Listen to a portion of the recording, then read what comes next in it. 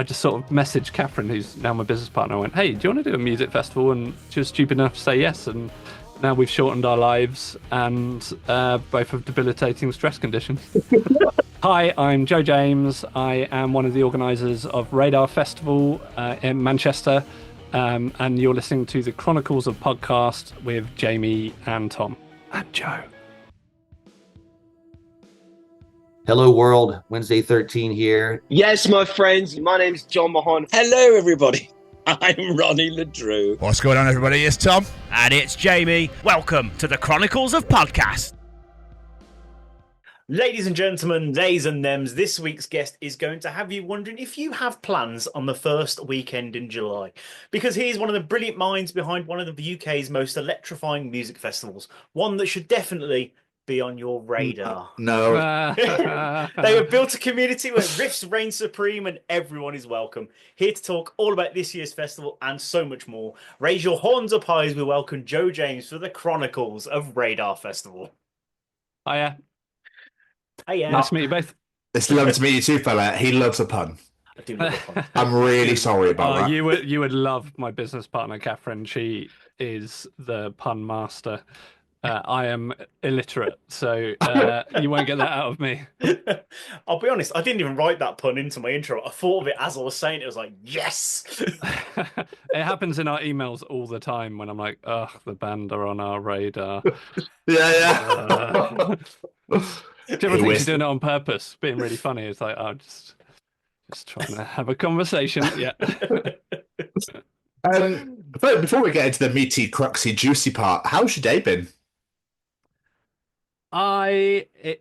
January is a bit I don't know if it's the same for all festival bookers, but January's a bit of a shit month. We're not Bloodstock, who seem to have their lineup done a year in advance, and you spend December pushing for people to come back to you, and they don't want to because they want to have Christmas off and they want to get to Christmas. And then you get to January, and the band you've been waiting for 3 months for might come back a no, might come back a yes. You never know, And it's just a whole month of pivoting. We're trying to get the last bands out. The lineup changes generally quite a bit every single year in January. So I always know it's coming, but I'm not looking forward to it. And it's been a bit of a week. So you were just saying a minute ago how tired you were. I'm feeling it as well. Yeah. Oh, bless you, mate. We're there together. I've got you, brother. Don't you worry. All the way. All right. We're almost there. It's January 3456 tomorrow. We're so close to the end. I mean, it's when you're getting out. Yeah, I'm 40 now. And someone who works for the festival was like, oh, these guys that are playing on Sunday, were you thinking about them for the festival? I was like, oh, actually, I am. And then I'm like, oh, I have to go to a gig on Sunday. No. Don't get me wrong. It's my job and I love it. And this is my dream. I'm living my dream. But then part of it's just like, I have to get on a train to London. And Welcome. Really lovely to have you here. I found that a lot of people that work in the music industry beforehand, they're like, I'm going to go see so many bands. It's going to be amazing. Then a couple of years in, they're like, oh, I've got to go to another gig. Well, I think there's a bit of a difference when you look at the calendar and the bands you love are all playing, and those are firmly fixed in your dates, aren't you? And you're not going to miss those bands. But when it's like a maybe and you don't know what you're walking into, and if after 10 minutes you go, oh, this isn't right, and you've got your 40-minute train and a tube and everything, and I think that's what deep down just kills me a little bit. But again, I'm just saying, I absolutely love what I do, so I don't want to sound like I'm crying over anything there. I will enjoy it when I'm there, and I love gigs. I love gigs more than anything. It's my favorite thing in the world. But it's going to come with trials and tribulations, isn't it? Everything does. No matter, you could be the happiest, doing the best job in the whole entire world, but you're going to have days like that where you go, fuck, we're British. It's what we do. All right? We fucking complain about everything. You could and be... cue orderly. Yeah, and cue orderly. Yes. And get really fucking livid about people pushing in, but you won't tell them you're livid. You'll tell the person behind you, like, did you fucking just see that? What's he doing over it? You won't actually inform the person that's pushed in that they've pushed in. That was my first experience of being abroad on my own, young. Got to Barcelona, all the English people queued, everyone foreign pushed to the front, all the English people just went... and we just stayed in our line. Love it. You think they are? Oh, wait, hang on a minute. It's okay, we voted out and now we have our own queue. So, yeah. It was just for that. There was no other reason. Incredible. So, Joe, what we like to do with these things is we like to take it right back to the start, back to the days of young Master Joe. What did you want to be when you were growing up? Has it always been the music for you, or was it something completely different? I have checked out your podcast. I knew that question was coming, and unfortunately, the real honest truth is I wanted to be Indiana Jones. I wanted to be an archaeologist. You know, that was it. I couldn't be in Star Wars because it wasn't real. But you know, there's a semblance of reality in being an archaeologist. Maybe a bit different from actual reality, but I wanted the guns as well. I wanted a gun and I wanted to find the Ark of the Covenant. That was my objectives in life. Yep. I went around my grandparents, and when they weren't paying any attention, I dug up their entire path. And my grandma used to like bury everything. That's how she didn't go to the dump.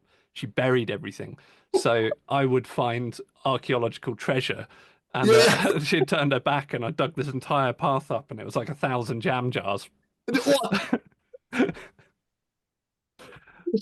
Yeah, she wasn't very happy. No, I can imagine. But could you name where they're all from? But yeah, probably Sainsbury's. Yeah. I was going to say, this was a jam jar January 1982. That might be my favourite story I've ever been told on this show. Phenomenal. Also, thank you for watching the show. Appreciate that massively. Much appreciated. Yeah. Well, you know, I like to see my research. So, obviously, we're here today to talk about Radar Festival, which started in 2019. But were you working in the music business before doing all this? How long have you been working in this industry? Yeah, I mean, I can't say I've ever been at a weighty level. I mean, I've got. If you look at my CV, I have the weirdest CV out of anyone I probably know. You know, I've worked in corporate events, I've worked in the arts, I've worked in theatre, I've worked been one of the people that ran a music venue, the Boiler Room in Guildford. Worked there for a while. Worked at a cathedral. That was weird. And then I was in corporate events, and I've always liked music. So like that's actually the start of it. You know, my dad's a famous folk musician. I was brought up in the European folk music scene. For me, normal was going to about 10 festivals a summer in France and England because my dad would be playing. And I just assumed everyone else's lives were like that, you know. But so it's always been in my blood. And then, you know, when you're growing up, people tell you need to make money, you need to do the sensible things. And I am a trained graphic designer. That's what I did at uni. But as soon as I left, I just didn't want to do it. But it's followed me around with every single job I've done since. So when I was an event manager, I did all the graphic design. When I went to the Boiler Room, I did all the graphic design. I do all Radar's graphic design. You know, it's a good skill to bolt on, I found over the years. But yeah, so I think I'd always wanted to do it. I never said, you know, I'm going to do a music festival. I love music festivals. I love going to gigs and music festivals more than anything in the world. And, you know, I'm probably up there in that top 5% if everyone put their gigs and festivals of their lifetime for how many they've been to, except for, you know, full-time touring musicians. That takes some beating. Yeah, I was just sat there one day, and my friend Khan, who's the singer of Heart of a Coward, he used to work for the Academy for Contemporary Music in Guildford, and he was putting on a freshers gig at the local nightclub. I came along to have a look, so like, how are they doing a gig in this place, you know?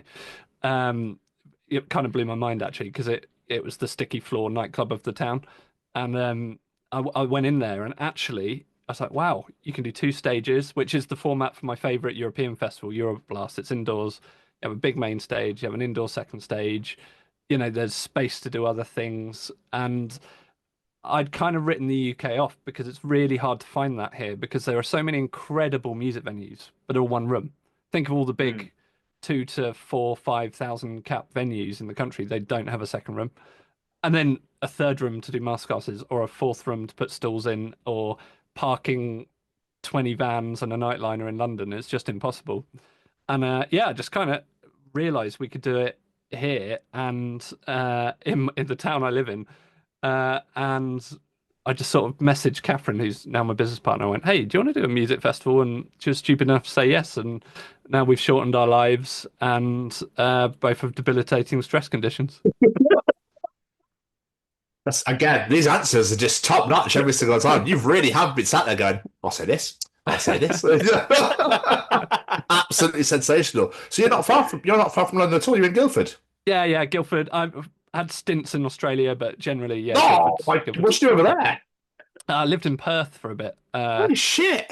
I never wanted to go, but my friend met an Australian and they moved there, and I had sadly had a relative pass away and I had a bit of money, and I went, well, I'll go, and just moved to Perth. Had a great time. I wouldn't have come back, but I lost my job in the 2008 recession because in Perth the mining industry is massive, and like I think the stats are like 1 in 4 jobs then was related to the mining industry.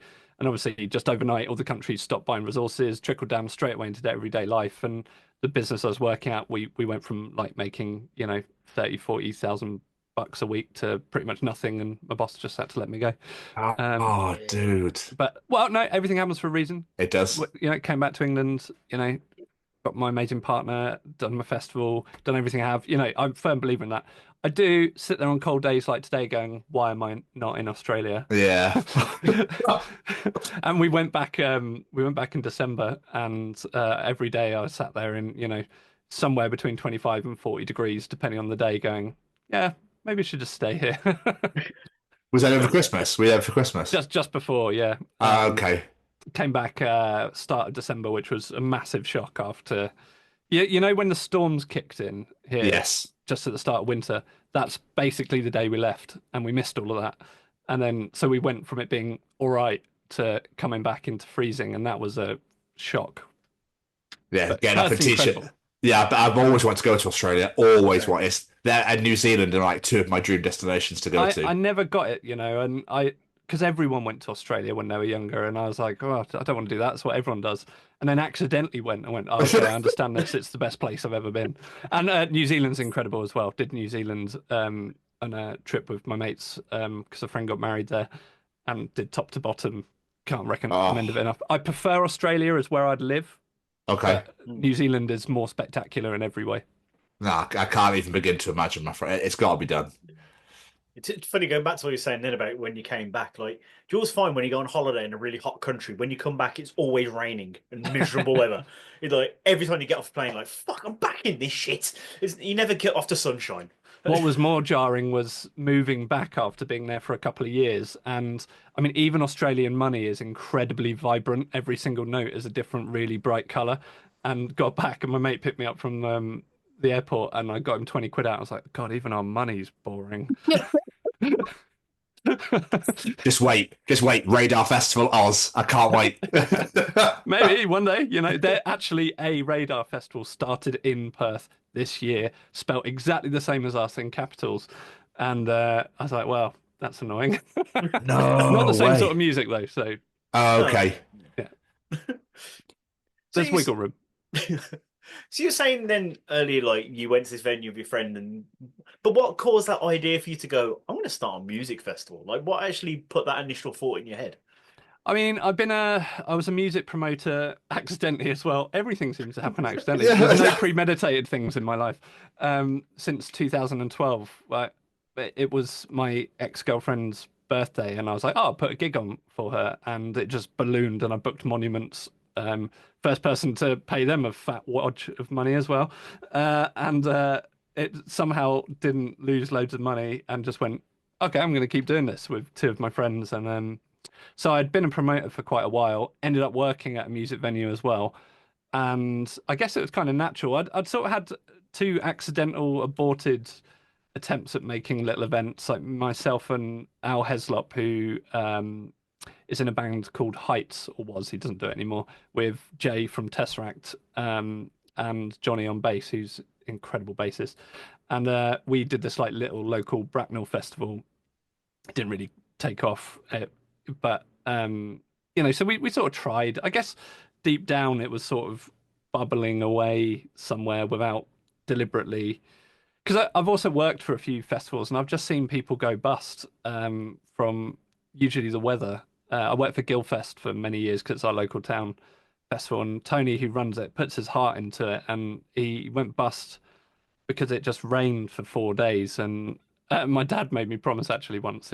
He was like, never ever do an outdoor festival, just because there's just so many ways it can go wrong, and I've just seen people who I really have a lot of time for and only do it because they want to put on a good party for people and do something for the town, just get destroyed by the weather, and then public opinion as they did something wrong, because the second anyone makes a mistake with money, it tends to get quite negative press. So I never wanted to do the outdoor thing. And also, actually, a very good way of explaining it is, so let's just say our budget is 10, and a similar size outdoor festival's budget is 10. We can spend probably 6 or 7 of that 10 on our artists, whereas the outdoor one has to spend,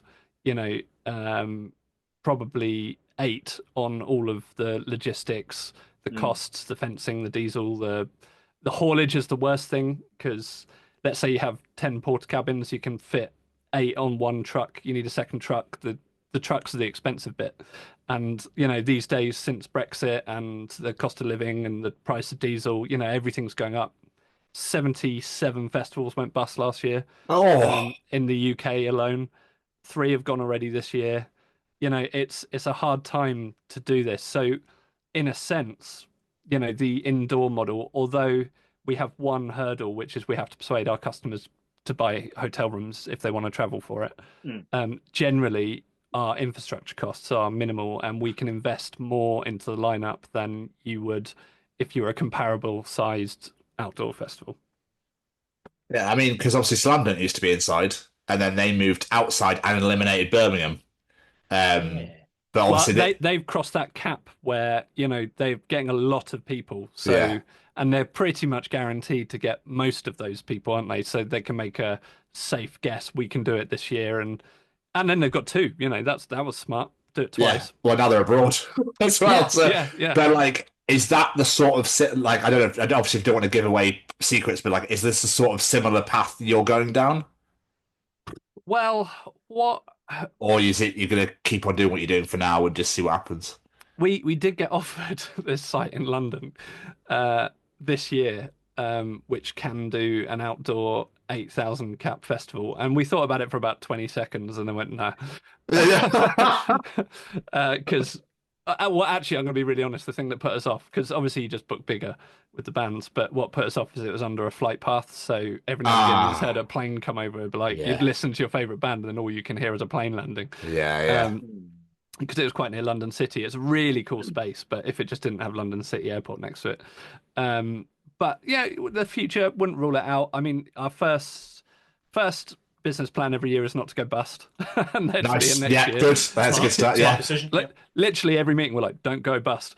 And and it's hard at the moment. Like I said, with 77 festivals going last year, and there were times where we were like, are we going to do this year? Because it was tough with the ticket sales. It was a slog.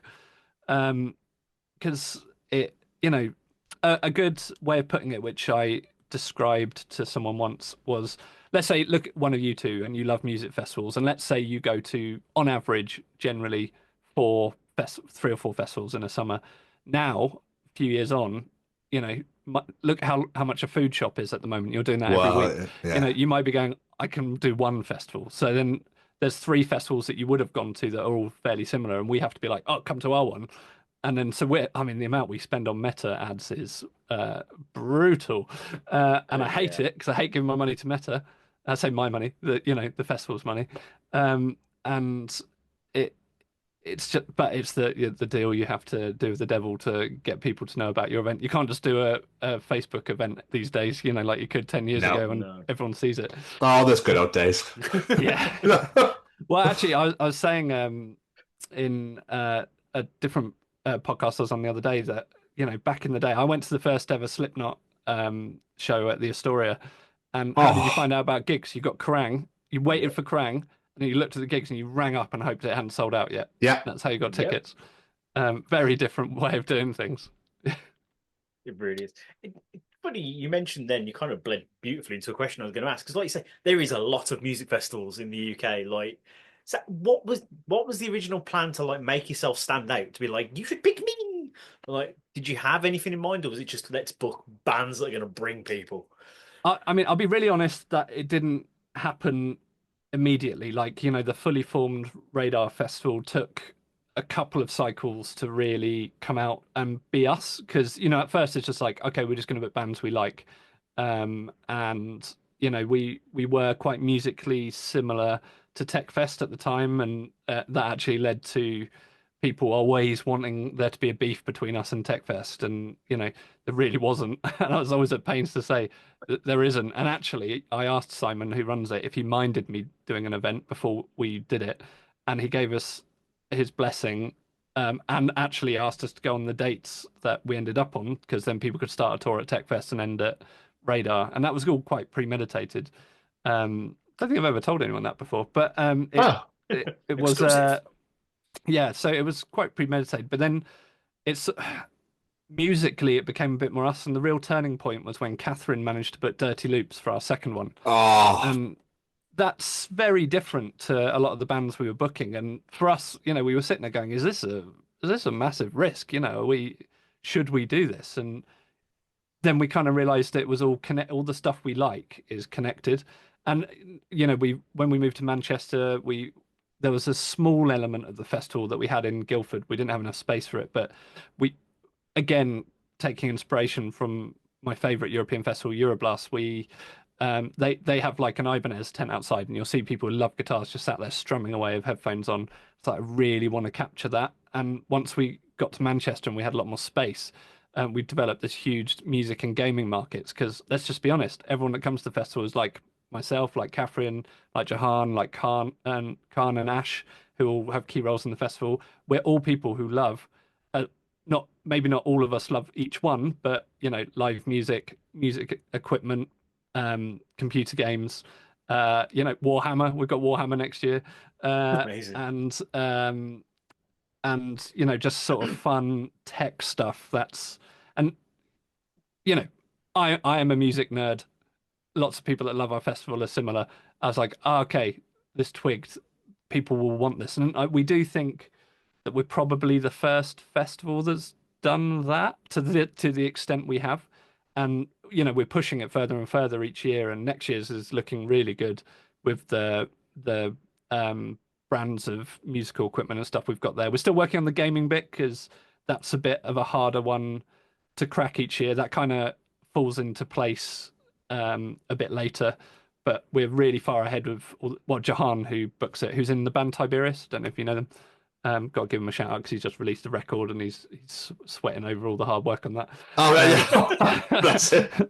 But yeah, he books all of that because that's the world he's from. And yeah, so yeah, to round back to your point, it is all from the heart, and I do think that, you know, to be an event that's still standing, we're about to do our fifth one, more years, but obviously we didn't see a pandemic coming. There was.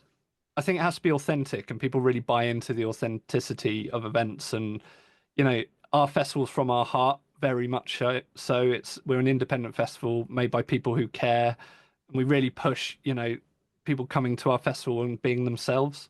I don't know if you saw when you were looking at us, like our charter on the website, the things that we believe and we push as an event. You know, wanting to ensure that we're doing everything the right way we possibly can. Sometimes it costs us more money than we wish it did, but one of the big things that we always believed from the first day was paying fairly as well. You know, I mean, it's not always easy because I like to say to an agent, what's a fair price? But you know, it's their job to, you know, some agents then will go back, just make me an offer, and then you put an offer in, and if you're too high, they say yes straight away, and you're like, shit.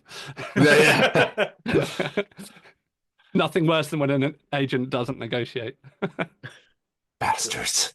But like you mentioned then, so obviously you started, I don't know if it was the first one, obviously you said there's a few cycles before, but obviously 2019 was your big first one in Guildford. Obviously swiftly followed by the world shutting down. I mean, obviously was not foreseen. Were you a bit like, fuck, when that happened? Well, yeah, I mean, I think no one knew what was happening. We were sort of told at the time it was going to be a couple of weeks, weren't we? And Yeah. I was on tour with Heart of a Coward in Russia when but a few people, including my partner, think I had COVID then before it. I think it was, I can't remember, was that the January before? But I went on tour to Russia, and the border guards are literally in chemical warfare stuff, and I was like, oh, this is pretty hostile. Yeah. And That's just and then- Russia. yeah, I had a black eye as well because I was playing a game of slaps with my friend. Why not? Because I'm an adult, and he gave me a massive shiner a couple of days before I had to go to Russia, and I got really quizzed going through immigration because of she took one look at me, and then the whole band had gone through, and I was just there, and then the phone rang, and she was looking at me, and I was like, oh god, Oh this my isn't going God. very well. But yeah, we came back from Russia, and then the band went off and did a European tour, and as they were going around Europe, like every city was shutting down behind them. They get to Italy, move on from Italy, Italy would shut down. It was, like that, and then we were sort of like, oh, I guess we might not be doing the festival. We'll see, And all the agents were brilliant. Like everyone rolled the bookings and just said, we're all in the same situation. Dirty Loop's agent were incredible. They went, you booked us. We'll wait and see what happens. We'll fulfill this date, which was, they didn't have to do that, and it was amazing. And we did have Sleep Token booked for that one, actually, ironically. Oh, But it all worked out because we got them at the right time You for did. us in You the did, yeah. next one. But yeah, I mean, it was weird because we went, okay, we're going to push it to, I think we pushed it to November. Then it was apparent November wasn't going to happen. And we went, okay, we'll push it to the next July and see. And then actually, I was just getting on with my life. I had to get a day job because everything I did just disappeared. I'd just quit my job to be a full-time tour manager 3 weeks before the pandemic. And so that dried up. And then I couldn't get furloughed because I'd quit my job. And then I couldn't do any graphic design because no one wanted it.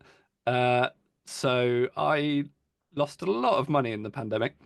oh, mate. Sorry. However, the other side of it, it's only money. The other side of it is it was, the weather was beautiful, and I got to spend all this amazing time with my partner.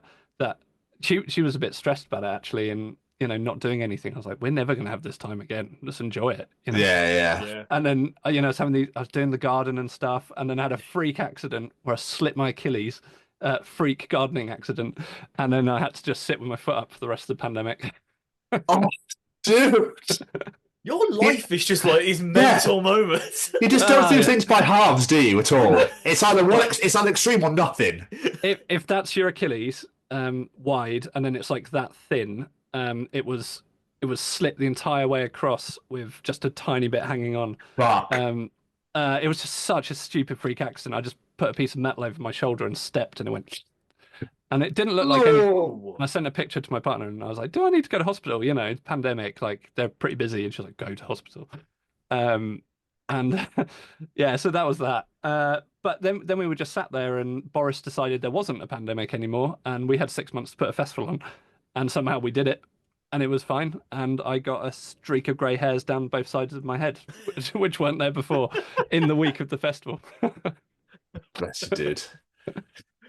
That's like how far into planning for that festival were you before they went? We'd booked the majority of the top of the lineup, and we had Spirit Box booked for 500 quid for that festival. Fucking hell. There's no words. There's And just I no can words. never pronounce his name, but Mark Rebelet, the guy who does the Loop stuff. No! We didn't have him, but we were like in the process of getting him before he had blown up. We were going to get him to come and do one of our after parties. We had so many Joe. really cool bookings for that. But it happened, and it is what it is. I mean, the Spirit Box one's hilarious because like no one knew who they were, and and we tried to get them before the Ali Pali one was announced, and obviously they're too big for us now. They're doing 12,000 tickets in London. But I did pop an email to their agent. I was like, just so you know, we did have them for 500 quid. Just if you want to factor that in, which she found hilarious. Or she humoured me, let's put it that way. So obviously the whole festival started in Guildford, obviously where you live. And I mean, hell of a fucking strong start with animals as leaders and monuments on the first one. I mean, that must have been like we've done it. We've made it. Like, this is, do you know what I mean? Was it that sort of feeling? Yeah. I mean, I'm never happy Okay. about things. Like it's funny. Like finished the first one, I was like, everyone was going, "Oh, well done! I can't believe you did this." Da, da. And I was like, "Yeah, we'll do better next year." Yeah. And that's how I feel every single time. I don't think I may be wrong, but I'm up there in like the top three people who have put on monuments the most times in the country, probably. And so it kind of made sense to have monuments. They're brilliant headliner. Animals, having been a promoter for a long time, and Catherine runs a music venue and has been a promoter, and Ash, he was a promoter for a long time. So we knew agents. It wasn't like we were an unknown. So if I was to make a festival tomorrow and none of the agents know who I am, they would all treat me with extreme skepticism. Yeah. Want money up front, all this stuff. But because we had relationships, I've done shows, they were all comfortable giving us their bands. It was obviously you're on trial, but everyone got paid, and that's all they care about. Everyone got paid, everyone got looked after. Those are the two main things. But talking about never being happy, Periphery. It's funny because everyone always focuses on Sleep Token on the third year, and because obviously we got them at the right time, massive booking. They were just in the process of absolutely blowing up. And ironically, I did hear Gavin James say on their podcast, like, "Yeah, I'm surprised they didn't cancel that." And I just remember listening to it going, "Was that an option?" but it was Periphery for me. Like, Periphery are my favorite band, and several hundred emails it got to that point, and then Periphery finished on the Sunday, and I sat there, I was like, I should feel something. Oh, no. but I'm not. All I want to do is do next year now. And I was talking to someone and they were like, "Yeah, that's kind of the creative itch, isn't it? Like, you're never satisfied and you just always want to improve." And I was like, I was very tired as well. I was like, should I cry? I don't feel like I can cry. I think I'm just tired. But I mean, you've bagged your favorite band, and obviously, as you said, like, you got Sleep Token just at the right time. I mean, look at them now. And that must have, just to even acquire them must have been a great feeling, because now they're fucking headlining Download and they're selling out stadiums and arenas and God knows what else. Like, but the amount of shit they've been given for people like, "Why is it not Iron Maiden headline?" And that does my fucking head in to begin with. Like, that's the sad thing about the internet, really, isn't it? That everyone just has the ability to just say something without thinking, and they deserve it. That's the thing. Download did the right thing. They're taking a risk, but someone actually asked me, "Do you think they're taking a risk?" And I said no. They just sold out a UK and EU arena tour.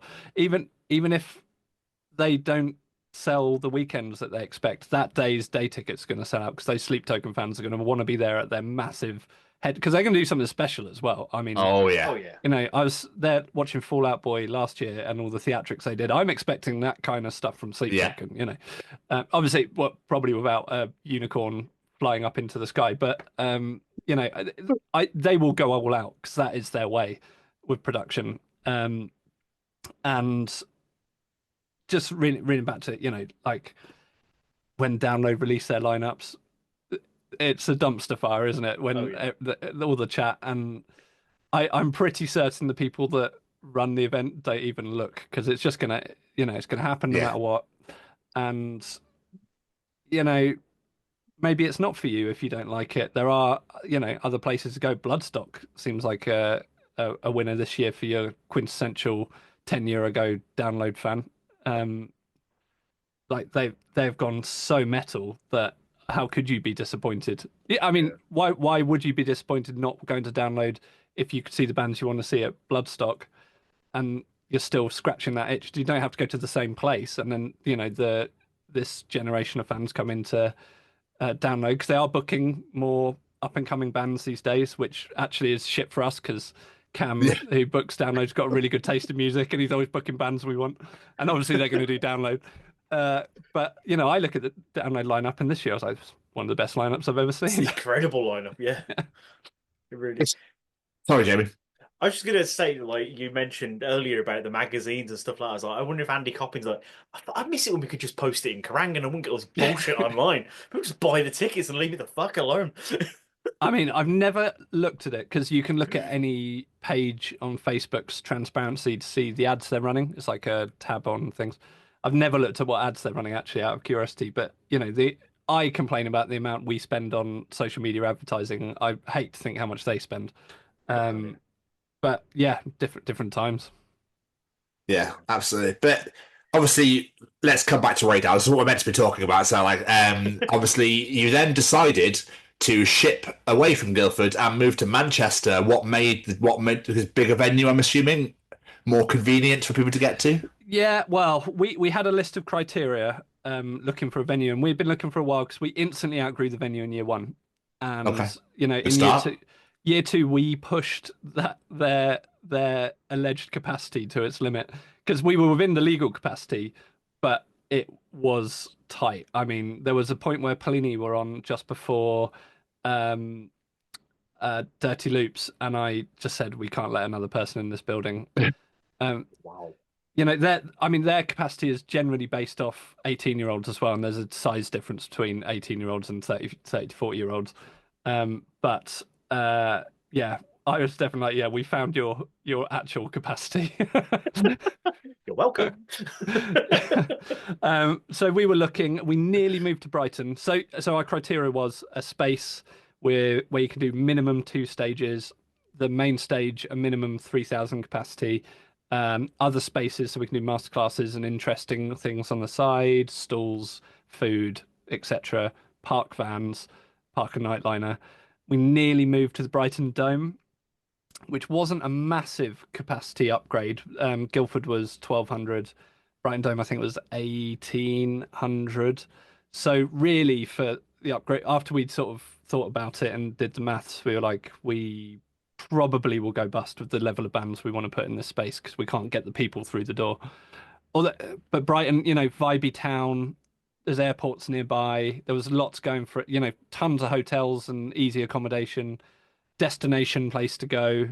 Ticked a lot of boxes for us. And then we were still thinking about it. We're coming out of the pandemic, and then we saw Outbreak, which wasn't quite on our radar. There we go. That's my one. And at the BEC, I think for the first time, and we all of us in a call the next day just organically went, "Hey, what about that venue they went to?" And we had the BEC booked, and we did like 6 months work, and then I kind of realised they'd double booked us. And they hadn't realised because they had a Comic-Con that weekend, which is one of the owner's babies. So there's no way of moving it. And it was announced with tickets on sale. We were announced with tickets on sale. We had periphery booked. It was awkward. Oh, shit. And I found out at 11:30 at night, everyone we work with was asleep and the venue was asleep. And I lay there until 4 o'clock in the morning, like, we're ruined. Oh. Yeah. And then I told Catherine in the morning, and she threw up from nerves. And usually I'm the cool one in a crisis. And Ash was the one who remained cool. And he was like, what about this venue? And we had it within a week. And actually, we really landed on our feet. The PA in there is incredible. The space is exactly what we want. It works really well. There is a contentious thing where some people don't love our second stage because it's quite boxy. But personally, I love it because it's wild. And when you put big heavy bands in there, it's circle pits, proper moshing, fighting for your life moshing. What we've had to do is just work a little bit on better visibility, and we're adding more screens. And if we get some Arts Council money, we'll do some tiered accessibility at the back. There's stuff we're working on. We raised the stage from the first year because it just wasn't high enough and people couldn't see. And that's absolutely fair complaint. So I totally understand where people are coming from with that. But when we were planning it, we were in the BEC and we were planning a stage which was pretty much like our main stage, like an open big stage where there would be no problems with sight. And then we moved into this new space and repurposed the space they'd never used for a gig before as our second stage. But coming from the Boiler Room, which is like a letterbox, cramped, sweaty venue, I'm indie venues till I die, and I like the experience there. But I do understand that we need to make the edges around it better for the people that don't necessarily want to be in the middle. So it's something we've been working on quite a bit. Wasn't particularly happy with it last year because the PA got put in poor positions, and by the time we realised that it was just firing into a column, it was just too late for the weekend. But I triple underlined it when I sent a message to our tech manager. Yeah. You learn, you live and learn, as they say. But one thing you've mentioned quite a lot, Ab, and this stood out to me, is those masterclasses. For people that aren't aware, what are the masterclasses exactly?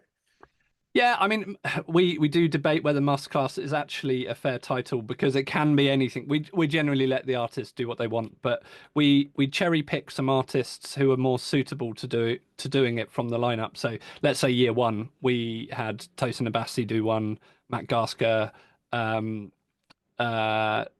Brown from Monuments, Ollie Steele. You know, we put together like people are generally very interested in how they do these things, and then every year, you know, we try and get a cross section: a drummer, two drummers, a bassist, you know, guitarists, writers. This year, Buster from Humanities, Viljata, and Throne did like one more about just talking about production and how he does things. So it gives the customer an opportunity to just sit there, get right face to face with someone they love that they wouldn't normally get an opportunity to listen to. And yeah, it works really nicely as like an intimate format. Usually it's like 80 to 120 people. Just, you know, sat with them, they get an hour. Like I said, we tend to we don't push the programming. We just say to the artist, do what you're comfortable with. You know, Pliny just was like, I'm just going to do an hour Q&A and people can ask me anything, you know, and there's enough interesting questions that at no point does it fall down because, you know, people want to know about his string gauges or, you know, his equipment or touring or, you know, just it's unpicking that, dropping the veil, you know, dropping the curtain and just getting a bit of access. It's a brilliant. Where did the idea even come from? I don't think I've ever seen anyone else do this at a festival. Well, music shops do them, and I absolutely ripped the idea from Andertons, who used to do masterclasses in our venue. So, you know, once in a while they'd get like, oh God, I can't think off the top of my head. One of the Periphery guys, Mark Holcomb, he came and did one. And I can't think of any off the top of my head. There were quite a few. But anyway, so I saw it running a music venue and went, oh, this is a brilliant idea. This is great to have. And sort of just dropped it in and it worked quite well. I mean, it is, you know, like supermarkets have loss leaders, like they don't make any money on milk or bananas. Like it is a loss leader for us because you just can't make the money back with the tickets, but it adds, you know, a bit more texture and just something for people to walk away and have had an experience rather than just watching someone from a stage. I love the Warhammer idea, by the way. I'm not a fan myself, but personally, I think that's such a genius idea for the tabletop game and that sort of thing, because, again, you're tapping into a market that no one else does.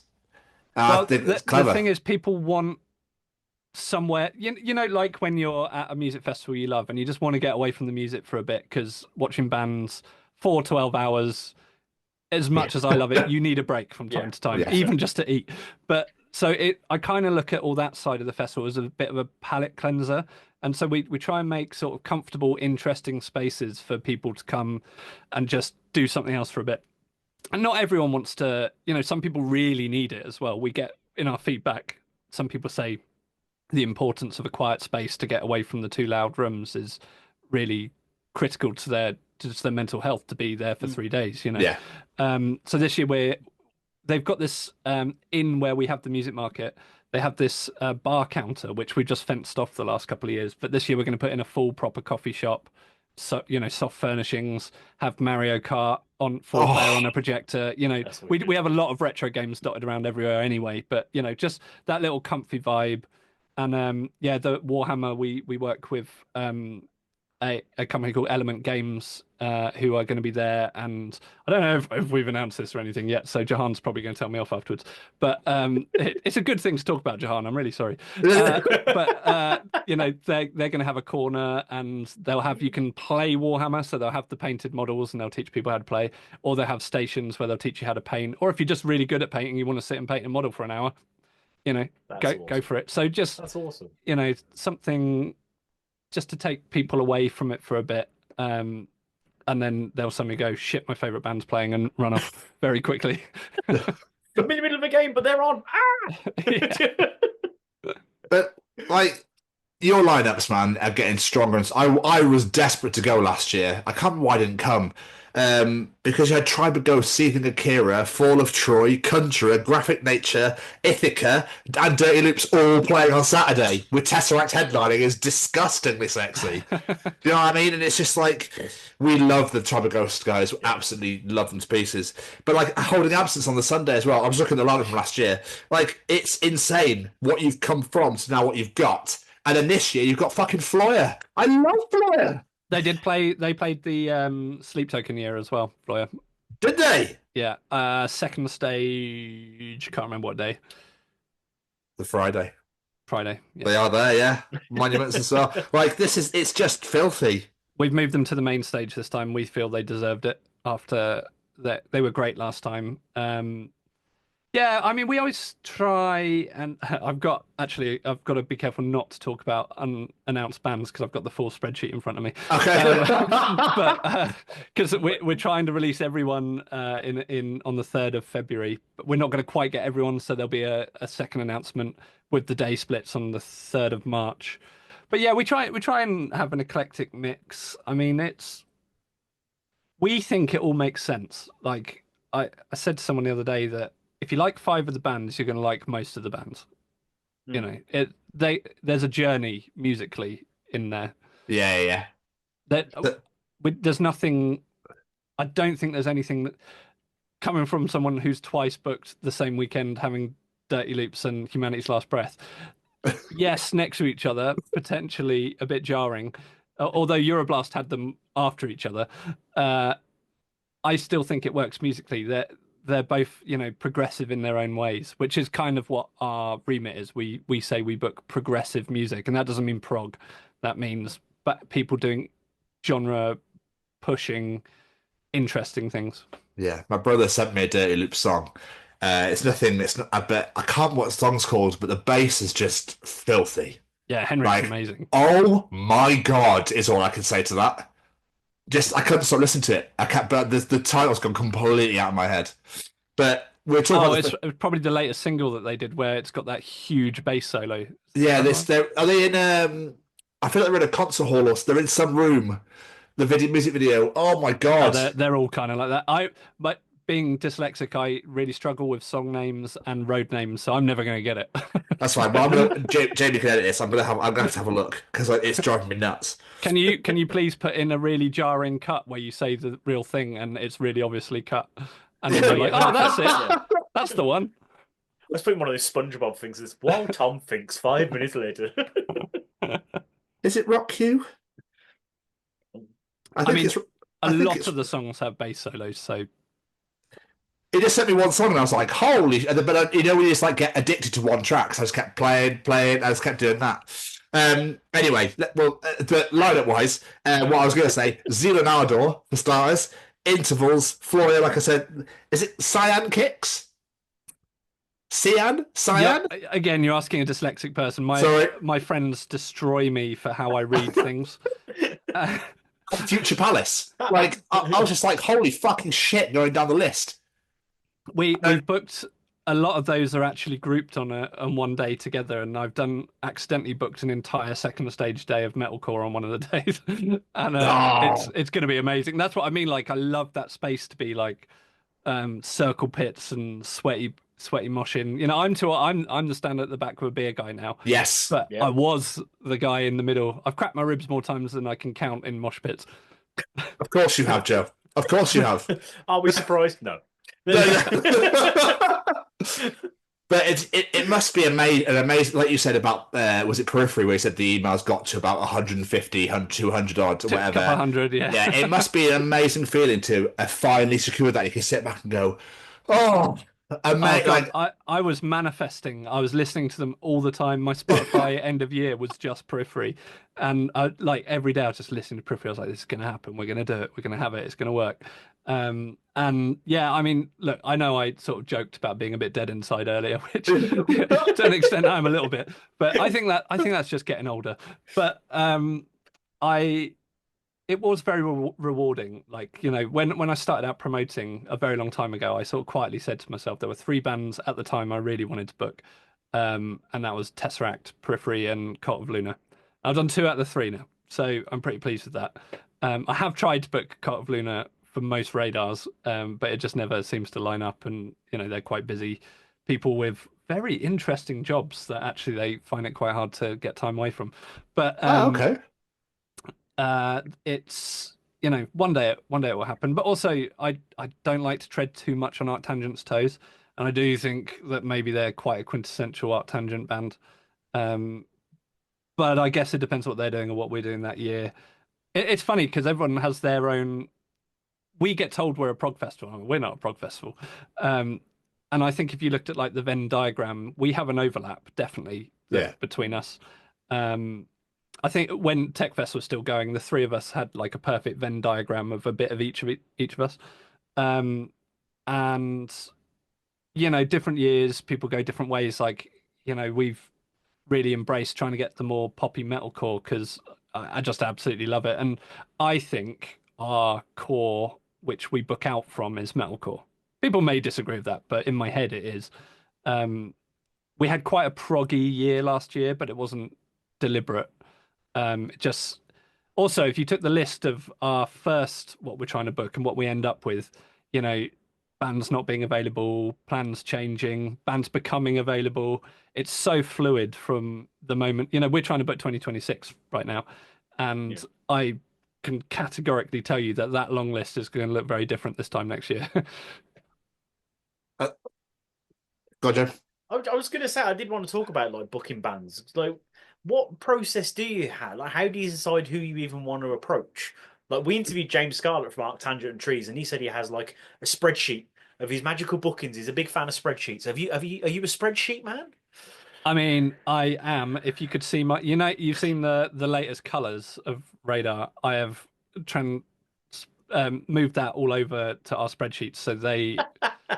I mean, they're something to behold. They're like a sweet shop of the pink, blue, cyan, and yellow.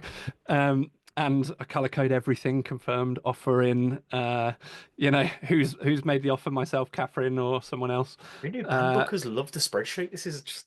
I mean, I'll give you everything on mine without showing it to you. So you have your time slot, so I can tell when I'm booking them exactly what time of day I'm offering them, how many minutes, what day it is. The slot, so headliner, special guests, band 3, band 4, band 5, band 6, the agent's name, the agent's email, the band, what we want to spend on it, what they want, hotel, artist transport, so do they need picking up from the airport, etc. Then what stage it is, offer in, pencil, confirmed, when we can announce it, and what deposit we have to pay. And that's for every day, every stage, and then by the bottom it adds up how much it's all going to cost us. Wow. And I'm sure they all do similar, but mine it looks like a sweet shop has thrown up over it because I am so obsessive compulsive being a graphic designer that I have to make my spreadsheets look nice because I spend all my time looking at them. So Catherine will be like, "Oh, I've made this. Go spend that hour you're going to spend on it." And then we'll talk. Because even the stuff we're working on together, when it's like copy for social media posts or something, I just can't look at a white Google Doc. I have to put the paper at the right color and set the font color and set it to the right font. Love that. A problem, all right? I won't say anything, Joe. I'm not saying a word. Jamie, don't tell him. But you won an award for Best New Festival in 2022. That must have been incredible.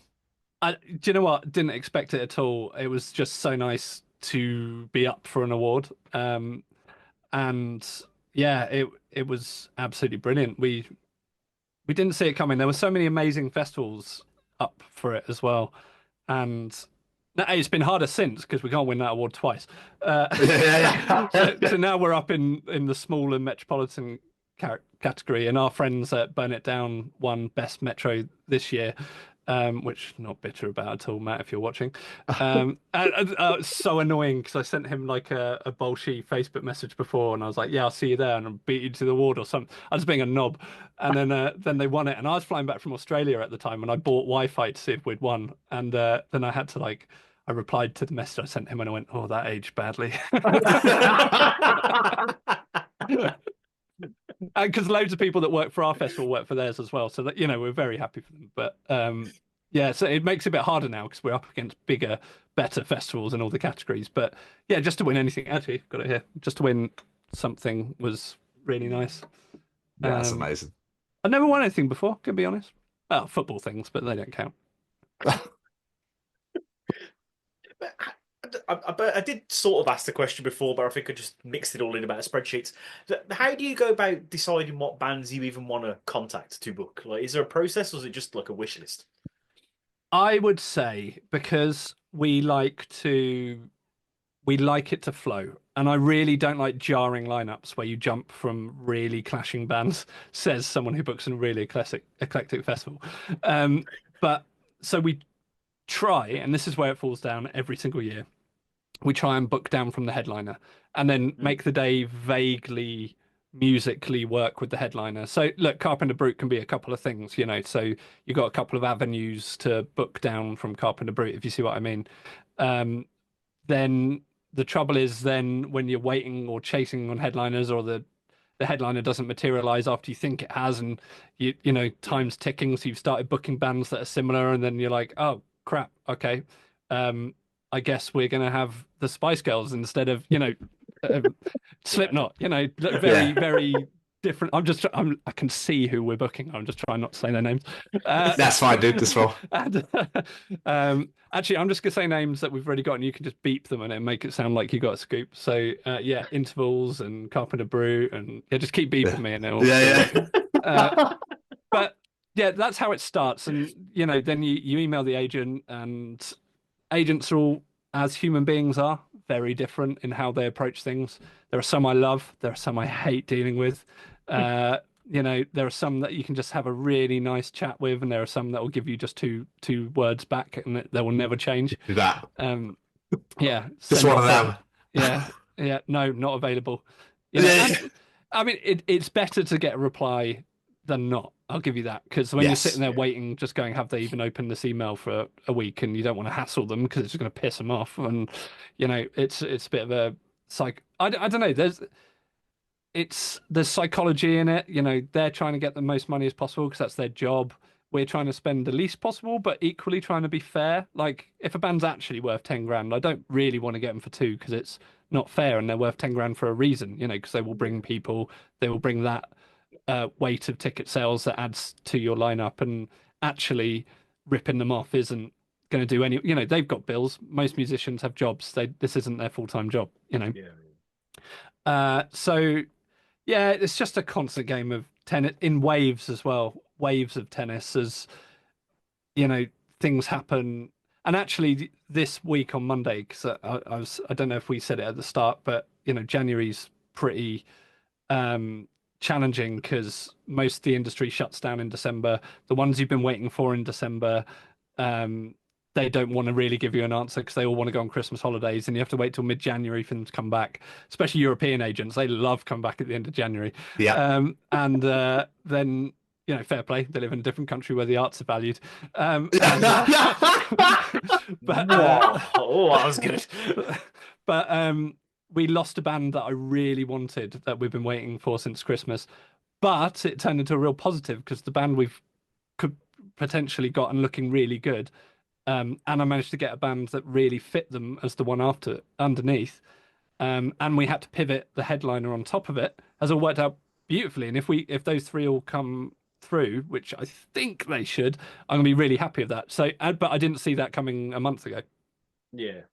That's the world we live in, We had a real hard time with getting a third headliner last year. I think we went through solid 40 options until someone went, "What about Leprous again?" And I was like, "Oh, I hadn't thought about them because we'd had them headline the year before or 2 years before. Can't remember. I haven't got the posters in front of me." And then I went, "Actually, that really makes sense. They work but I just hadn't even considered them because we'd had them do it previously. But yeah, that was just, you can get really, because you can't really put in offers for like 2 or 3 headliners for one slot, because in case they all say yes at the same time, and then you're screwed and you have to destroy relationships. So you're kind of waiting for one, and then it's a journey, and then if it comes back a no after 3 months, you've lost 3 months, just burnt time. And that's the only thing I hate about booking is time evaporates. It's just, it will be July before I know it, and I'll be stood there going, "Wow, that happened." Yeah. Yeah. Go on. No. I'm just waffling. Oh, that's good. Really good. We like waffling. We like that a lot. But all I was going to say is, have you ever had moments where you've gone, "Oh, I really want so and so," and you're waiting, and then you've gone to book another band, and it's gone, and it's clashed in any way? Has that ever happened? No, because we tend to be quite strict on not blocking. Yeah, we've never really, let's say the worst we do, which is a fair move, is to say this offer is for this slot, but Friday, Saturday, or Sunday, and then you've got wiggle room. Maybe that one of them's on one side of the spreadsheet's empty, and you can go, okay, they go on the Sunday one. So that way you can have a few offers for the same slot, if that makes sense. But yes. We wouldn't do it for headliners because you're just gonna get yourself into a lot of trouble. Yeah, no, absolutely. Not that I was trying to make you like spill the beans in any way, but I was just curious if it actually had happened at any stage. There is one thing I really want to bring up, and it relates to Bad Dad, Michael Jackson. These videos on social media of this fine gentleman, bless him, listening to all these bands that are on your phenomenal, by the way. I love that he loves Floyer. I was very happy about that. Why? Where did this idea even come from? Well, generally these things happen when I say to Catherine, I've had an idea, and then she instantly goes, oh no. Because I will come up with ideas all day long. I'll be in the shower, I've come up with 2 ideas. It's just like my creative nature. And then Catherine generally is like, how much is this going to cost? That's usually her first question.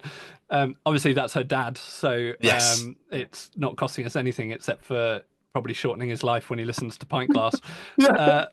But we are of a certain sense of humor. And the Adam and Joe show was something I used to stay up for when I was like, 13, 14, just for their animations they did with Star Wars toys and stuff.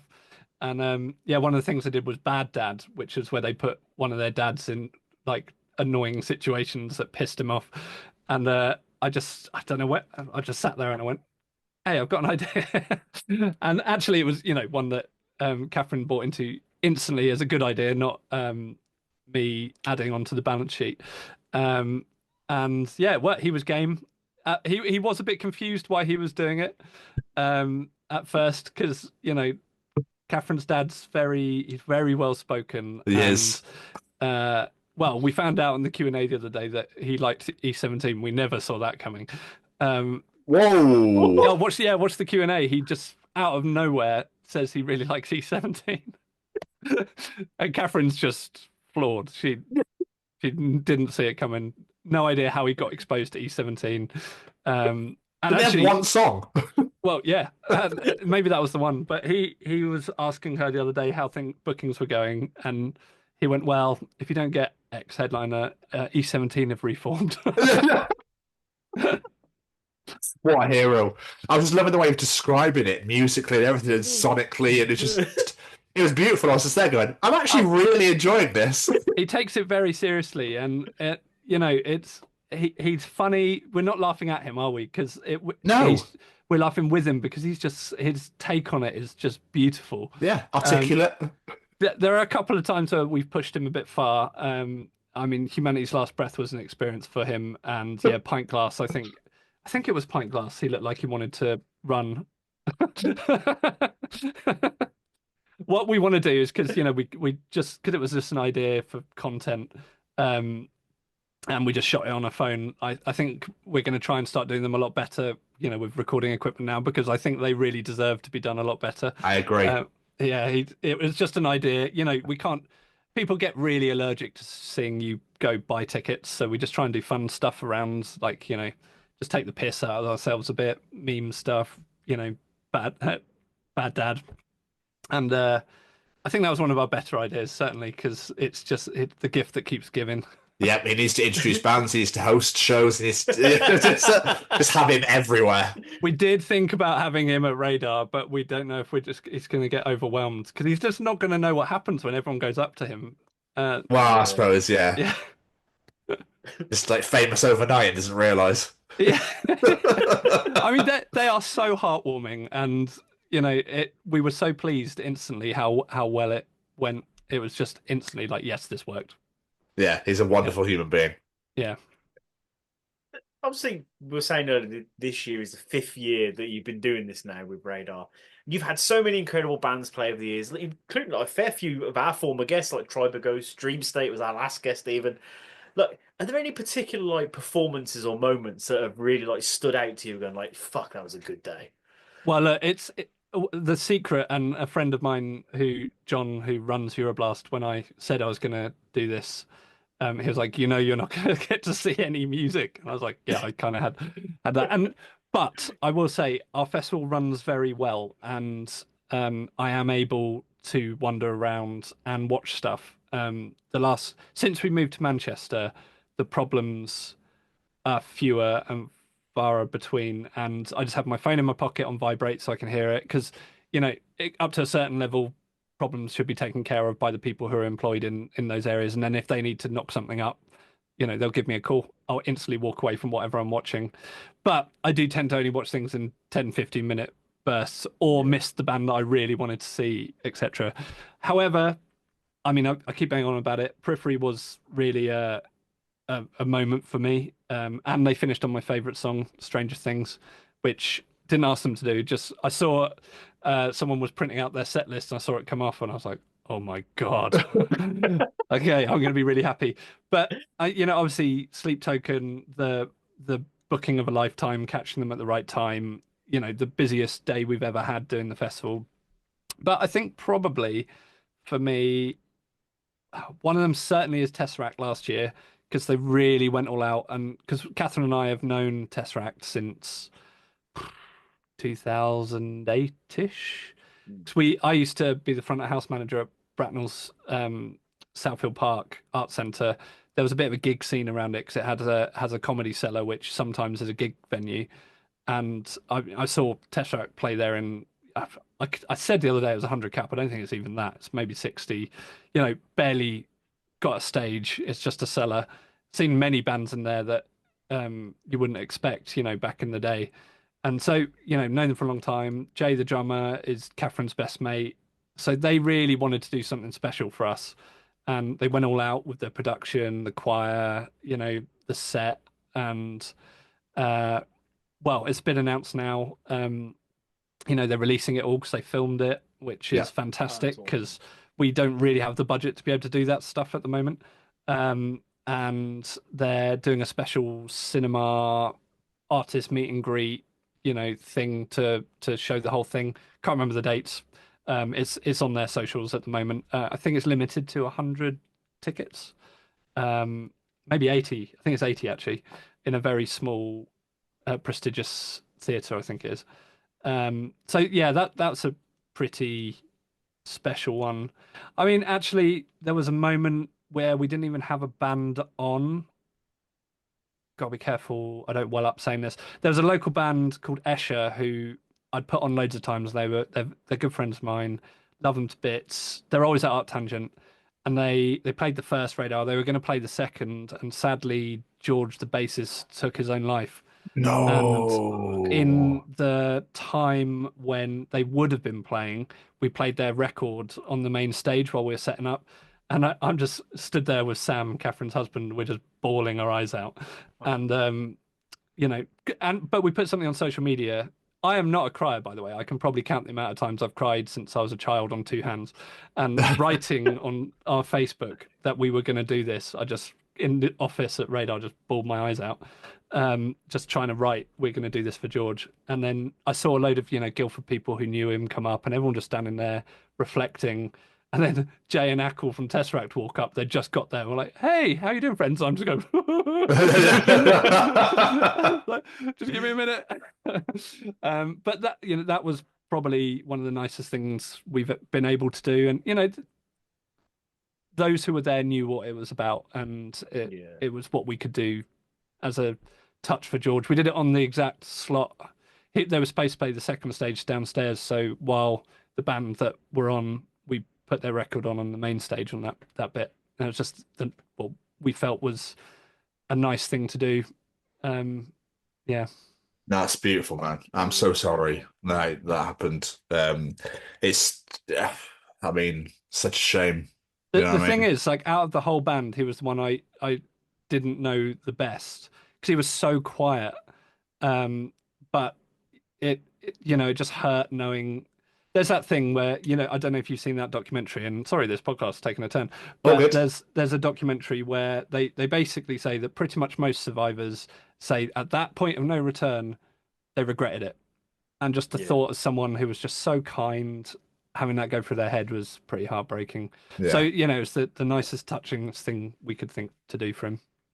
Well, on the subject of nice, wonderful, and lovely things to do, you really focus on the young community as well, which I think is really wonderful and truly incredible that you give young people an opportunity to try and work within the industry sort of thing by, having them, as I'm assuming you give them roles to and that sort of thing. Like, yeah, like, firstly, phenomenal. Love this idea. I think it's incredible. Where did it come from?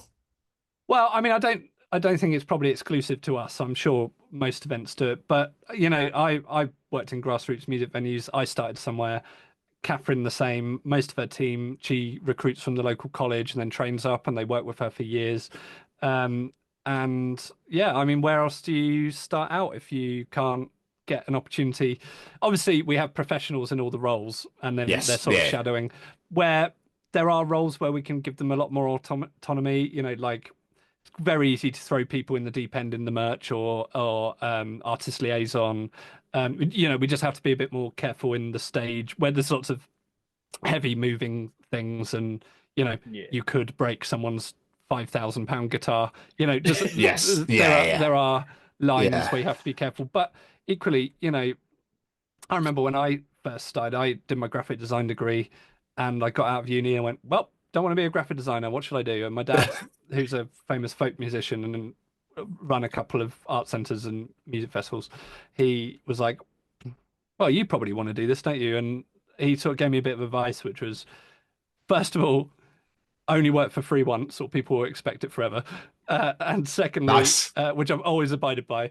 And secondly, just go in really keen. And, that's what I judge. Someone can come to me with the most impressive CV, but if it doesn't feel like they care and they're just doing it to paint by numbers, I will go for the person who I've spoken to and it sounds like it means the world to them, just to get that opportunity, and they're going to work hard. And it is hard work in the music industry as well. Days are long. A festival day, we get there at 8 a.m. We have breakfast together as the crew.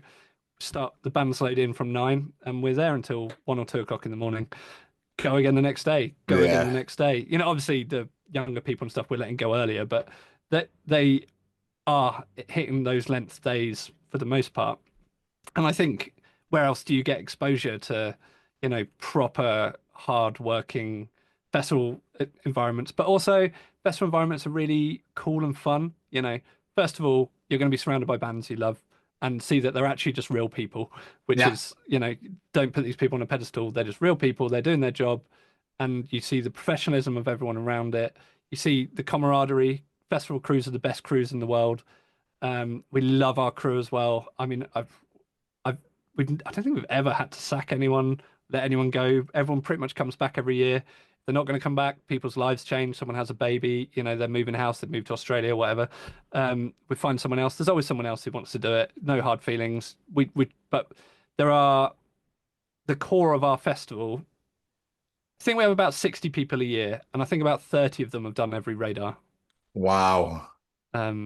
Last year was the first year we started getting a proper drop off, but obviously that was, we've been going since 2019, and I think that's probably a very natural amount of time you start, people start doing other things. Yeah. And, getting, especially the ones that go off into the industry and blossom, and, so a couple of them are much bigger than our festival as well, but do it because they like us and it's a favor, and we can't pay them their professional day rate, but we still pay them well. But it's they're definitely doing it because, one, they like us, and two, they like the event. But yeah, rounding back to it, giving people opportunities has always been a very important thing to everyone involved in the festival. I think it's a very bad way of approaching things if we didn't look at it that way. Yeah. And I love, like, you guys doing some incredible things. Like you mentioned earlier on, like you've got the safe spaces for people with mental health issues and needs a break and stuff like that. And you have this really big passion about inclusivity and accessibility and stuff like that. And it's so important. Like we talk a lot when we're talking about the Sophie Lancaster Foundation, is for people in this alternative community to have that safe space to go to where they feel like they can just be themselves. And the fact you guys are offering that as well is absolutely fantastic, and promoting it, in fact. Well, one thing we've really worked hard on is our corner. I don't really like the term subculture, but our subculture, an area of the musical world, is quite male dominated in the audiences generally. It's been getting better over the last few years. But the first Radar was probably easily 80% guys.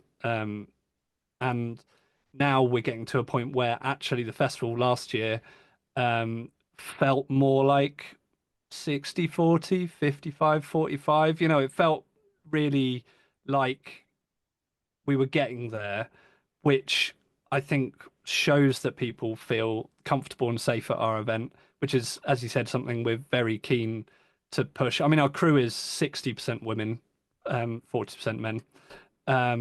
And again, going back to the young people opportunities, we actually actively try and give people opportunities in what isn't generally stereotypically, like sound engineers for a century has been like a heavily, century, it hasn't been that job for that long. But, it's generally guys, isn't it? Yeah. And now we're seeing a lot of women coming up through the jobs, and our stage 2 sound engineer, Tanya, is one of the best sound engineers I've ever worked with. I worked with her at the Boiler Room. She did the Tolman course, which you have to have qualifications in physics and something else to get on it. So she knows her shit. She is incredible. She knows it on a level that most sound engineers don't know it. Like she actually knows the science behind it rather than having learnt to mix on a desk only. Not to give everyone else disservice, but like she literally knows the science behind how to make a room sound better. She's incredible. And I've seen her in some tough spots where, like grizzly male TMs come in, walk past her, Of course. and then given a real short shrift. And then by the end of it, because she's incredible, they're going, "Oh, can I have your number? We need a sound engineer. You're really good." And I just sit there quietly, like, I don't need to do anything. She's got this, I've just seen her in that situation so many times. But yeah, that's a really positive thing we've been able to do. I mean, we don't actively go, we want this many boys, this many girls. But it's lovely to see that it's not just young guys wanting these positions. Yeah. And then actually of the festival, as you said, people being themselves. I think it's we just actively saying, we're all the same people, come have a great time. I don't know what we're doing different to other people other than just overtly saying we don't want dickheads at our festival. But our audience are amazing. Like our Discord is thriving. They're always meeting up and going to gigs together. It's quite a vibrant space of ideas. No one's ever rude to each other as well. Our socials tend to be quite nice as well. We're in a weird space. I've been a social media manager for a couple of companies as well, and I've seen some comments. Ours tends to be quite a lovely space. Weirdly, our Facebook's a bit quiet. Like the Damnation one that Gav's fostered is heaving, and the Art Tangent one's quite busy. Ours is quite quiet, but I did have to make it so you have to ask to join it because we were just getting destroyed by ticket bots on the Sleep Token year. And the only way I could stop it was to make it a private group that you have to ask to join. Because people were so desperate to see Sleep Token, and then the algorithm goes, spare tickets, scam, scam, scam. Yeah. And you can only say so many times, please don't buy these tickets. And then people are like, I just got scammed. Can I still come? And your heart breaks for them, but it's, but yeah, like going back to our Discord, it's something when we've had a hard day, and especially around announcements, when we're about to put an announcement out that we're just going into it now, getting the artwork ready on time, getting everything to the artist, getting the meta access to all the artists, all the stuff you got to do. It's a lot of work. I'm the graphic designer, so I'm making, I can't remember, I lost count now. I have to make something like 50 iterations of the artwork, like the Google banner, the ticketing banner, the ticket companies have 7 or 8 different sizes each, and so then all of ours, and then the one-off graphics, which actually I've managed to farm out to Naomi, who's one of our content team, who, I don't know if you've seen them, she's done these amazing like animated black and white ones, because I have this thing about no black and white with the festival, because we're a vibrant space. That's my whole thing. I say to the content team, I found a black and white picture in the folder once, and they got a stern telling off on WhatsApp. But she managed to persuade me to turn all the band's press shots black and white, and then she sketched over them in our colors and animated it, and it looks really cool.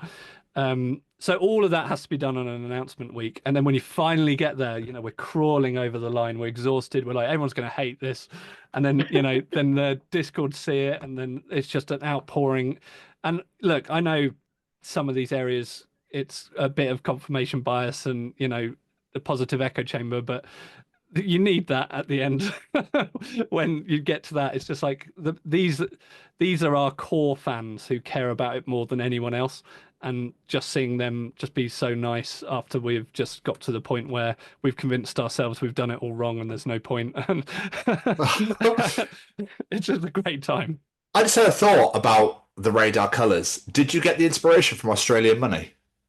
No, this year was an accident. Okay. Because we've always been pinks and purples, and I got a bit bored just before the festival last year, and I started doing all these cats with glowing eyes. Put them on like all of our AAA passes. I think I remember cats. Did you put them out on social media? Yeah, I had them on some posters, and then I started. I was like, right, I'm going to put them on our AAA passes. So all the bands had their own cat.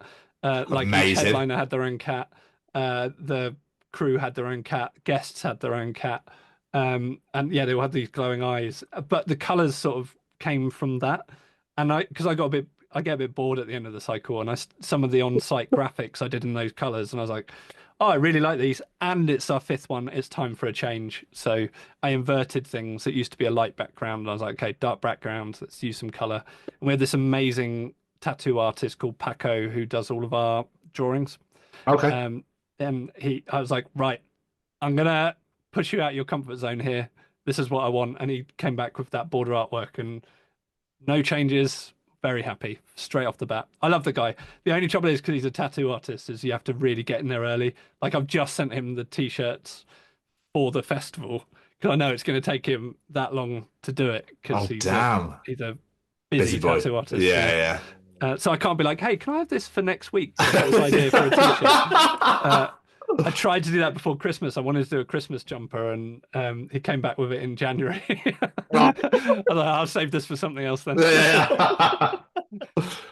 24 hours, Paco. Time's ticking.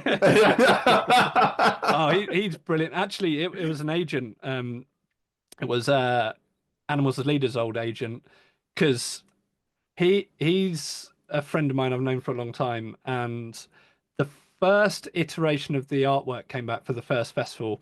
And when you're showing things to people and everyone's going, oh yeah, I love it, yeah, it's great, but I knew it wasn't right. I was like, yes. And he was the only person. He went, it's shit, it looks just like TechFest. I was like, oh, thank you God, yeah.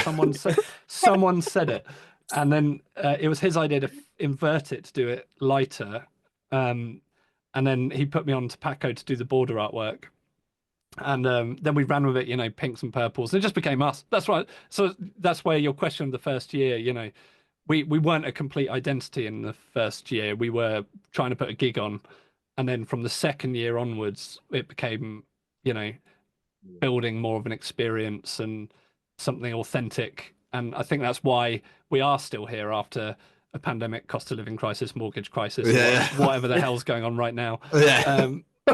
It's if we didn't have that, I think we would have been gone bust years ago.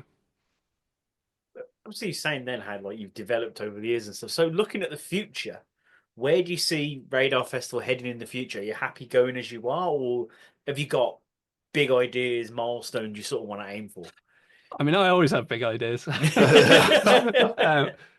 Look, if someone came to me with 2 years' notice, because the work to move it to being an outdoor festival, if they came to me and went, got this site, here's 2 headliners that are going to sell the tickets for our type of music, let's just say now it would be maybe someone like Spirit Box or Bad Omen. That's kind of that's our world. We sadly missed both those bands because the trouble with metalcore bands is they will be of a level and then they rock it, and we're like there and they rock it past us, and it keeps happening with metalcore bands. And I want a metalcore headliner so badly. Just every time, we just missed out on the Bad Omens thing. We missed out on the Spirit Box thing, and 2 bands I love. Last time Bad Omens played the UK, sorry, I don't know if they played a festival since they were down for download, but they did 3 nights at the Dome. And next, I have no insider information, but I'm guessing they're coming back and they're doing minimum, I don't know, a few nights at somewhere a couple of thousand cap or somewhere bigger. Could they do Ali Pali potentially?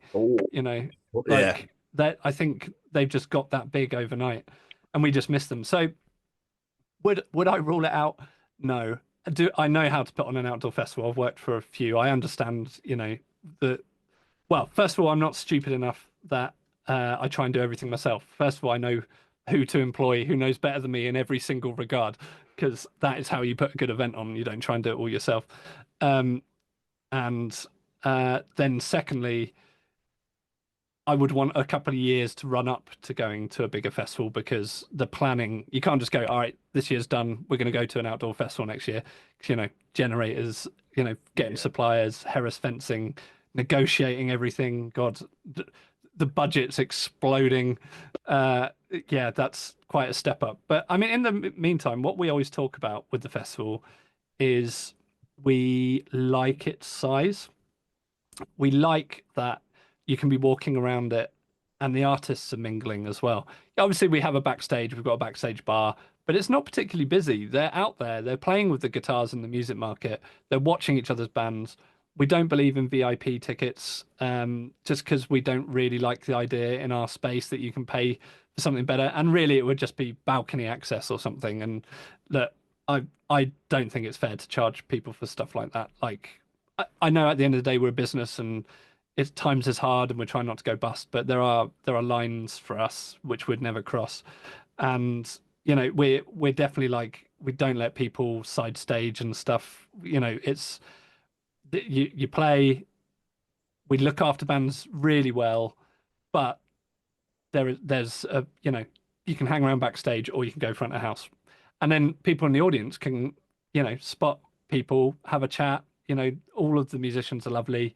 I was walking through the music market last year and I just spotted Ackle sitting there on the Neural stand playing away, just having a great time. And you just walk through and you just occasionally catch, they're in front. Yeah, they're there playing with that, because there is stuff for everyone to do. And that's one of the most charming elements of the festival.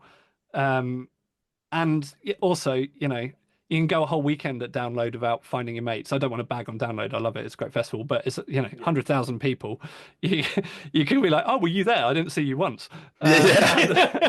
Whereas you can keep bumping into your friends at something that's a bit more comfortable and our sort of size. And that's exactly what I took from Euroblast. It's like I see the same people there every year. We're always sat on the same benches. It's like, oh, how have you been in the last year? I've got friends from Australia who I've never seen in Australia, who I know just from Euroblast. And actually, he's become a really good friend, and he's come to Radar 3 out of 4. I won't let him pay for a ticket, obviously, because he's flying here. we go to Art Tangent together. Then he goes off and does Brutal Assault. That might be in the middle. I can't quite remember the timings. And yeah, and that's all just from this lovely community festival in Germany, which unashamedly we've ripped off to the nth degree. And the guys that run it are friends of ours. I've been going every year since 2012. They just really nailed it on these really tangible, lovely elements. And if we did go to being bigger, I do feel like you lose those things a bit. Yeah. It's always nice to keep it a little in-house. Like, I think it's something quite nice about being intimate and being able to mingle with anyone and everyone, that sort of thing. Like, we love Download, we love Trees, with Blood, everyone, like fucking everyone's done an unbelievable job with that sort of thing. But there's something quite nice about a smaller venue, where you could just get about, see everybody. It's just nice. I think they've nailed it. I've only been to Trees once. I don't know if they've changed. I went the year Jimmy Eat World played because my partner is the biggest fan, and in my opinion, they've got 4 bangers and they were well spread out along the 2 hours. Not knowing a lot of the other music, I was a bit like, okay, how long is this going on for? But she had the best time because she knew all the music, and that's what it's all about. But I've been to Art Tangent a lot, and I think for their capacity, they've really nailed the layout now. So they've got those bottlenecks where you're always going to bump into your mates. Yeah, and I do tend to spend most of my time on the main stage there. It's funny because people are like, oh, you hear scouting bands. I'm like, I'm on holiday. I've just done a festival. Yeah. I'm watching the bands I want to watch. And if I find something by accident, that's what I'm doing, but I'm not going out of my way. Nice. Yeah, don't blame Art Tangent's our blowout every year. We just go down in force and just have a really good time and not worry about doing a festival. Fair play. I can't say blame you. So people are listening to this. Like, we've got Radar Festival, 4th to 6th of July. Victoria Warehouse in Manchester. If they don't have a ticket yet, what can they expect? Sell them on it. Convince them to buy a ticket. I mean, hopefully the whole podcast. That's what I was about to say. The last hour and a half. Sound bites for social media. Considering I have worked in marketing for a long time, it's not actually what I'm best at. Well, look, we're a nice-sized, unique event with a mixture of music and then lots of eclectic things to do. You want to play retro computer games. We've got the last 2 years we've had an F1 simulator that our headline sponsor Scan has brought down. We've asked them to do something different this year because they've just built something. I was like, X-Wing versus TIE Fighter, something like that, because it's like a giant wraparound screen. And they had one of those 800-pound F1 racing wheels, and the best lap won it. Unfortunately, I am horrendous at racing in any way, so I was never going to do it. I know Mike Mallion, the drummer from Monuments, was up there for a bit. He nearly did it. But yeah, community, just a lovely weekend. This is not my forte. I spent hours looking at a Google document trying to write this stuff. So I want to ask about like the announcements for the rest of this year, but obviously I know you can't give dates or when you're doing anything at the minute. So I can give you dates. Dates is easy. Go on, we're dropping pretty much the rest of the lineup on the 3rd of February. I don't know when this comes out. Next Friday. That's the 31st? 31st. So the Monday afterwards. I think Art Tangent is the day before this comes out, and then we're the Monday because we were like, we heard Art Tangent was then, so we're like, keep away from that. And then because there's just a couple we're waiting on, so I can't quite drop the day splits, which is what we were aiming to do on the 3rd of February. But then it lines up really nicely that Monday the 3rd of March is exactly a month away, and so we should have it all in line then. That'll come out then. Then the next thing we announce our masterclasses when we've cherry picked some musicians from the lineup. I mean, we've got a lot of them in pocket because it actually really helps to go, hey, do you want to play the festival? Oh, we can also offer you this. It's like a bolt-on, helps with touring costs, etc.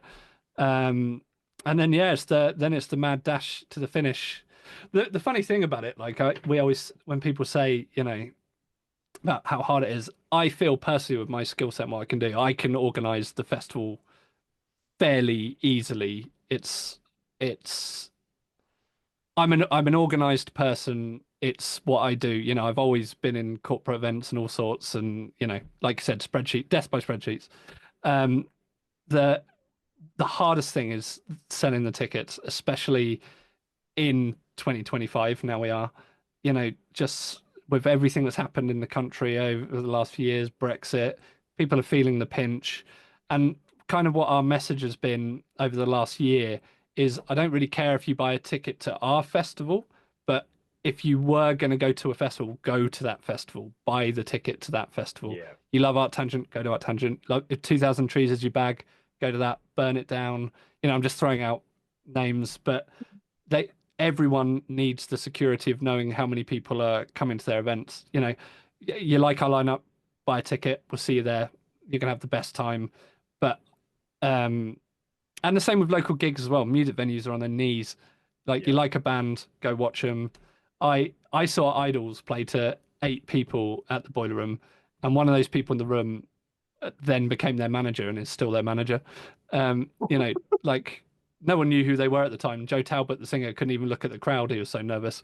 And That's you know, amazing. now they're huge. You could see these bands just go to your local music venue, buy tickets in advance, help them out. You know, that's my message, and that's what we've been saying for the last year. You know, I love us to be the one you pick out of those festivals, but if our lineup's not doing it for you and another one is, please buy a ticket to that festival. The amount of people I've seen that have had to cancel gigs because the advanced ticket sales just aren't doing it is crazy. So yeah. Or the terrifying 100%. thing of the venues that have to go into it, knowing it's going to be a walk-up gig, having been, you know, worked out a music venue, you have 2 kinds: the ones that sell out instantly, 3 kinds maybe, the ones which you know is going to be a walk-up gig, and then the one that you just know it's not going to be a walk-up gig, and you watch a really cool band play to 8 people. Actually, back in the day before I worked at the Boiler Room, Ed Sheeran played to about 15 people in the Boiler Room as well. So, you know, it happens. That's crazy to Well, think that now. I love how you just have to drop one of those little life stories in there right at the end, just before we're wrapping up. But like, isn't there one for you? Well, I didn't work there at the time. You know, I just heard about it, but because he went to ACM in Guildford as well. Well, I think he went for like a week and then quit, but he's on their Hall of Alumni. Of course he is. He's here for a week. It counts. It counts, all right? Yeah, it counts. Incredible. Joe, this has been so much fun. But Mr. Stevens, any more questions for our wonderful guest? One last one, John, and I'll let you go and enjoy the rest of your evening.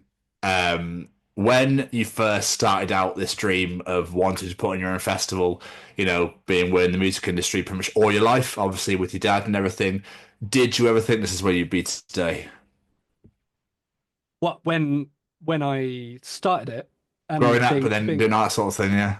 Oh God, when growing up, I don't think I've ever known what I'm gonna. You know, life is so confusing and hard that, and the wind has changed so many times with what I've done. Like I said, you know, if I got my CV up, you know, having ran a high street graphic design place, you know, in Australia, and was a corporate event manager, been a front of house, theatre crew, you know, worked at corporate events at Cathedral, then worked at a music venue. Like I've just let the wind take me the whole time. So in a sense, yeah, it's like perfectly natural that I would have done something like this. I do feel like I have found the thing that I wanted to do the most. And Yeah. I mean, I'm hesitant to say best at, because, you know, every year could be your last year.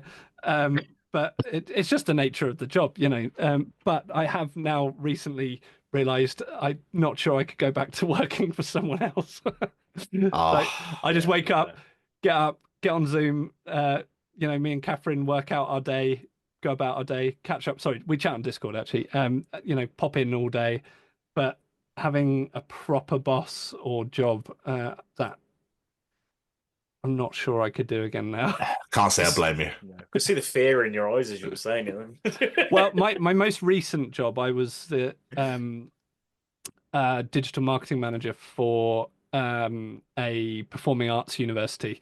So, like, if you want to be in the West End or theatre or whatever you trained with us, and I had to get that job in the pandemic because, like I said to you, I'd quit. I wanted to be a tour manager full time, and then that happened, and I was like, I literally wrote to them in the start of my cover letter. First of all, I was really pleased that I saw this job because I opened it with, I didn't expect to find any jobs in the arts right now. This is amazing. I'm really happy to be applying for this. But equally, I'd never expected to get another normal job again. I'd start getting lots of hand tattoos. That was my I'm not getting a normal job again thing. And then suddenly I was thrust back into like a semi-corporate job. And I love the people there and I love the job. But stepping away from that and just be me and Catherine, and then we build our crew every year, and Jahan's part of the team actually. Sorry Jahan. But I mean, he has a full-time job, he does it on the side. Catherine and I do it full-time. I don't think I'd like to go back to not doing that. I could do a bit of graphic design on the side. If anyone wants any graphic design, pop me an email. Incredible. Joe, before we let you go, plug social media's websites. Where can people go find everything out in the world? All of our handles are RDR Festival because someone had radar on one of them. So we managed to get RDR Festival on everything from our Facebook, Instagram, YouTube, RDR Festival. We're most active on Instagram. I think it's the platform that suits us the most. But we are on the tickety-tock, as the young people call it. And the other ones that I don't quite understand. There's that many now, I lose track. Incredible. We are coming off Twitter. I think there's been a bit of a line in the sand recently, and I'm going to delete our Twitter. Can't say I blame you. Yeah, I'd do the Facebook probably in a couple of years, see where that goes. But the sad thing is, it's one of the main ways that you sell tickets to a festival. I don't blame you, Twitter. I get very tempted of ours, to be fair. Well, one of the biggest things for me is not looking at reels. Like, when you're sitting on your sofa and you're like, 16 hours have just gone by and I've just done this. Yeah. And I'm very aware. It's like this double-bladed sword. We have to put out content like that, but I feel bad doing it because I hate it personally. And I really have tried to stop myself. I've weaned myself off it. I found myself over Christmas, because the music industry just stops. I was like, oh, okay, I've got nothing to do for 3 weeks. This is obviously, we had festivals content to make and stuff, but it was very light. And I was just like, found my way back into reels again. And it's the second I came back to work, I was like, right, not doing that anymore. YouTube shorts are the worst one for me. Like, I get sucked into those snippet stories that are 20, 30 seconds long that are really well put together. And I'll just be sitting here working, and I'm like, I've been watching YouTube Shorts for a bit. I hope Catherine doesn't know. Also, because I'm so neurodiverse, so I work in like real flits. Like, I'll have, really, once I get going, I'll be productive forever. But getting going sometimes is like, pulling that cord on a chainsaw. It takes quite a while. I'm definitely ADD, dyslexic, dyscalculate, a bit dyspraxic, definitely OCD. But I have, as I was taught working for the Performing Arts University, is you have to find your superpower, and I've always embraced that. I know how best I work and how creative I can be, but I have to manage that because I can get really sidetracked, or, like I said earlier, decorate. I have to spend that hour decorating that spreadsheet before I can put the information into it. Oh, I absolutely love it. Joe, thank you so much for taking time to chat to us today. It's been really fun. Absolutely blast. It's really, really fun. Thank you so much for doing it. It's been so much fun chatting to you tonight. Yeah, you too. Yeah, great. Massively appreciate your time. But yeah, all the best with the rest of the build up and everything, and getting everything out there.